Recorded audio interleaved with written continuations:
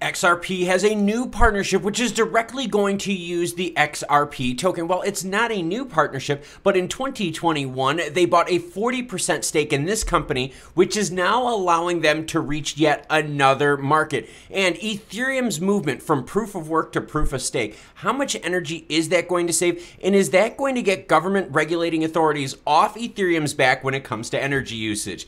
We're going to learn about those two stories today, so let's leave this screen to this one. XRP up on the screen, up 0.8% to 34.4 cents. Mixed reaction with the markets as we have the market split between reds and greens with no clear breakout winner right now. But we are going to get into some big news, and then we're going to get into Ripple's partnership from last year, which is now bearing fruit for this year. The S&P 500 continues to retreat as traders await Jackson Hole Symposium.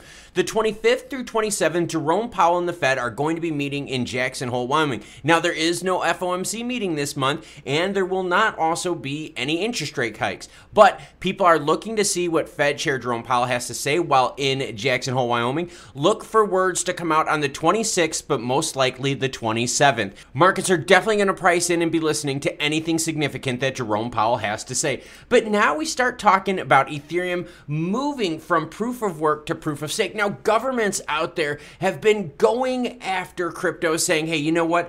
Energy consumption is a massive problem. We need to curb this. Well, that's what Ethereum is doing with their merge. Now, it's not going to help throughput or anything like that. This is just a consensus mechanism, which is going to dramatically lower Ethereum's carbon footprint, which honestly, I think is going to remove the majority of green pressure from Ethereum. In a long thread on Tuesday, which I won't read to you, Polygon reveals that the merge will cut Ethereum's energy consumption by a whopping 99.95%, as it's noted its users have nothing to worry about and that the merge will not affect Polygon in a negative way. Why? Because Polygon is a layer 2 solution. 99.95% energy savings. That's how much switching to POS will shrink Ethereum's energy consumption, making Ethereum future-proof, just like Polygon. Oh, a little pitch there from Polygon. This lines up with our commitment to becoming a carbon-negative chain by the end of 2022. So Ethereum is going to be doing their merge about September 19th. That's the date.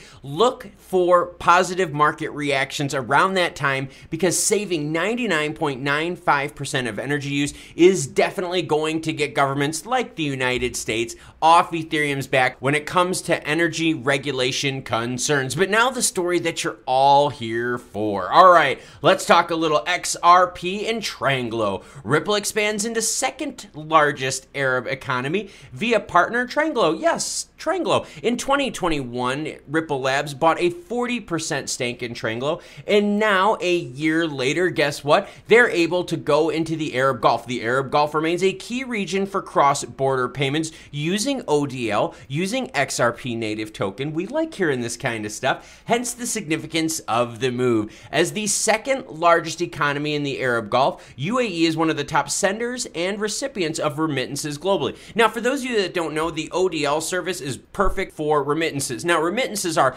people where they live outside of their country, they're working, then they send money back home to their country. We see this often in the United States and Canada, as the United States and Canada are huge outflow remittance countries, which send massive amounts of money from the US and Canada to India, Mexico, Argentina, all those payment corridors we've been talking about on this channel for almost 2 years now. But let's continue. Tranglo enabled Ripple's on-demand liquidity service for all of its payment corridors in March after the success of its test ODL deployment in September 2021.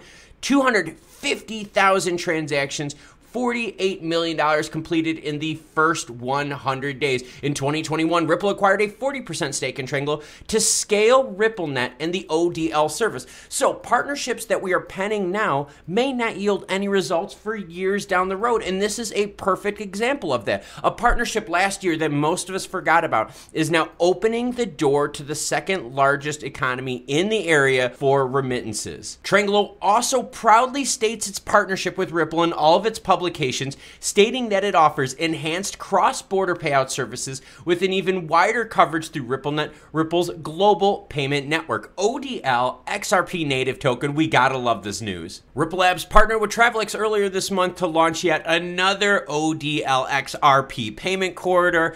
Ripple is not stopping, which is great for XRP. Now, the Ethereum proof of work to proof of stake is big because in the United States, massive amounts of concerns regarding energy usage have been floating around. In fact, we even had a congressional hearing about it that we all watched. Yes, if you watched the live stream we covered on it, you saw how rough that congressional hearing was. Energy use is a big thing. Carbon footprint neutrality. In fact, even in Davos, some of the big things highlighted by crypto companies out there were carbon footprint and carbon neutrality. So Fed Chair Jerome Powell, Jackson Hole, Wyoming, this weekend. Look for Thursday and Friday, big news to break. Friday being most likely the day that Fed Chair Jerome Powell is going to talk. Everyone's going to be listening this month. We also have Ethereum going to, yes, a more carbon neutral state. In fact, carbon negative is what Polygon was saying. And we have Ripple partnering with someone a year ago that is yielding juicy fruit now. Editorial note here, and wow, is that some juicy news with Ripple Labs ODL usage. Oh, love that kind of stuff. But I recently did a story about FUD being spread about another one of our favorite tokens, XLM, out there. Now, I have to be honest with you guys. I do tons and tons of research. Any story that you see on the channel, I've been able to verify with yet another article, either piggybacking off of it or another article writing a story about the same premise. Now, that being said, there are other content creators out there that post stuff. I don't take what they say for gospel. I do my own research, my own due diligence, and try to verify the stories that they put before I even comment on them. Now, if I can't find anything verifiable, then yes, I will come out and say it. But all the stories that you see on this channel are verifiable with links linked in the description below. My sources are not scam accounts. I am not trying to knock one coin to benefit the other one. I am here to help the crypto community become better informed and better aware of the global situation that's going on right now with crypto. Please consider supporting the channel in any way that you can to keep news stories like this flowing constantly. And if you like this story, I bet you're gonna like this one right here. All right, everyone, take care and have a great day.